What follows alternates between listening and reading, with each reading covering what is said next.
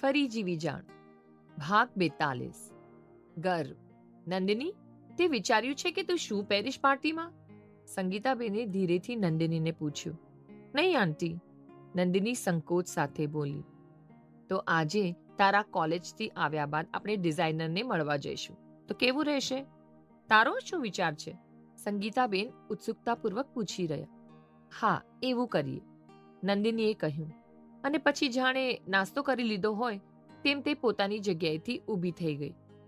નરેનભાઈ પોતાના રૂમમાંથી બહાર નીકળ્યા. નરેન, નંદિનીને કોલેજ છોડતા જાઓ, એ રીતે તમે થોડા સમય તેની સાથે વિતાવશો. પણ અંકલ, તમે બ્રેકફાસ્ટ? નંદિની અજાણતા જ નરેનભાઈની પરવા કરી રહી. ના બેટા, આજે મારે. નરેનભાઈ આગળ બોલે એ પહેલા જ સંગીતાબેન વચ્ચે જ બોલી ઉઠ્યા.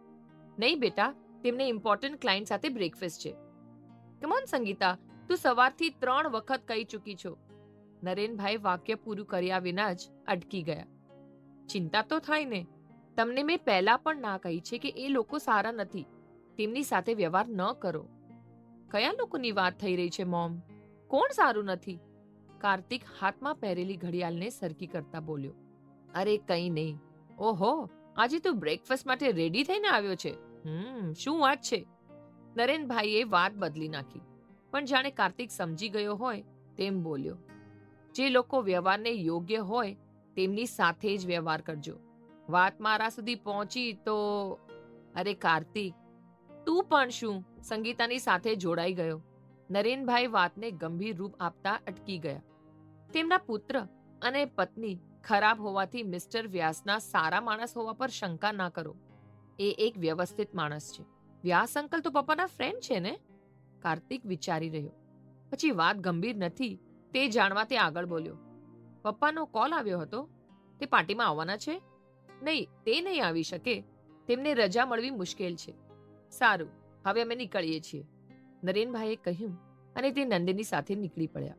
કાર્તિક મારી ખૂબ પરવા કરે છે, અને જો એ આટલી જ પરવા તારી કરતો હોય તો તે સમજજે કે તને એ એક ખૂબ જ સારો મિત્ર મળ્યો છે.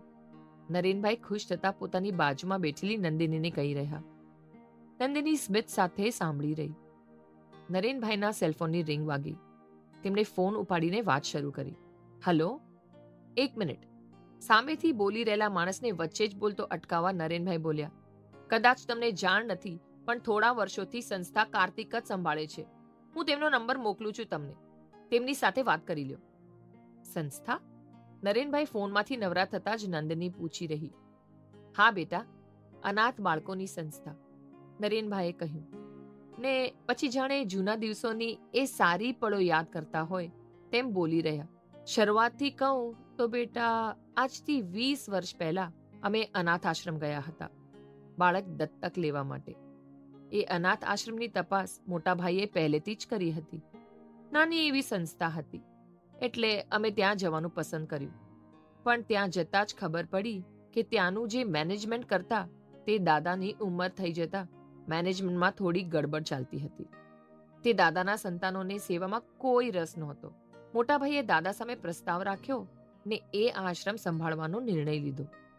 તું જાણે છે નંદિની, ત્યારે મને મોટા ભાઈએ કહ્યું હતું કે તારે હવે બમણી મહેનત કરવી પડશે, કેમ કે તે એક બાળક દત્તક નથી લીધું.